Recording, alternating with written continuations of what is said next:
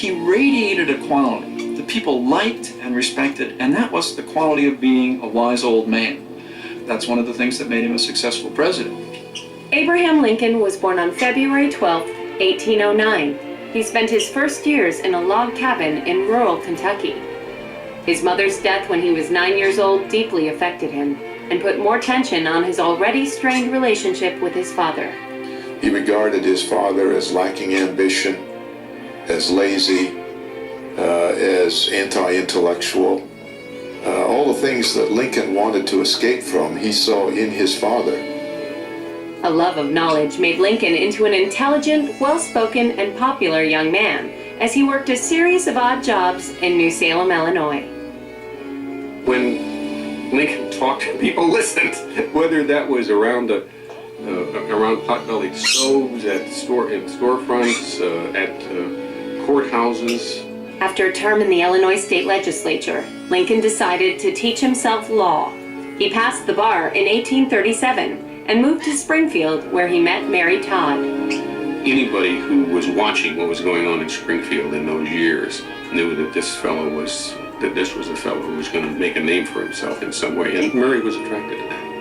Abraham Lincoln and Mary Todd were married on November 4, 1842.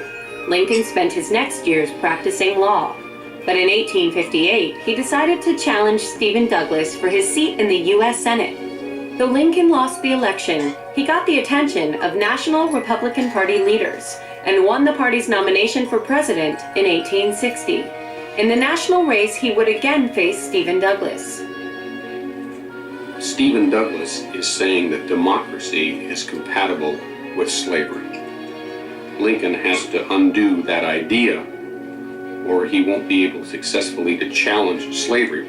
Lincoln won the election, but his views on slavery did not make him a welcome leader in the South. By his inauguration in March 1861, 7 Southern states had seceded from the Union. On April 12, 1861, the Confederacy fired on Fort Sumter and began America's most deadly war. At first, Lincoln made the war about maintaining the Union so as not to offend the loyal slave states. But eventually he shifted the cause to abolishing slavery, and on January 1, 1863, Abraham Lincoln issued the Emancipation Proclamation. Slavery was over. Lincoln easily won the election in 1864, and it would only be a few more months before Confederate General Robert E. Lee would surrender. With the war over, Lincoln could look forward to better times.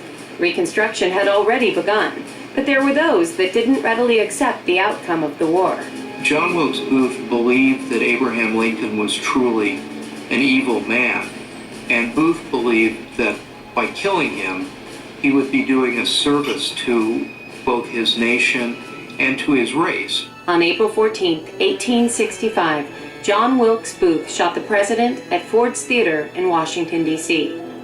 Lincoln was taken across the street to a boarding house, where he died 9 hours later. The nation had lost a great leader at a time they needed him most. Reconstruction would have been a totally different picture. There might not have been a need for a civil rights movement in this country. There might not have been a need for a Martin Luther King Jr. had Lincoln not been assassinated.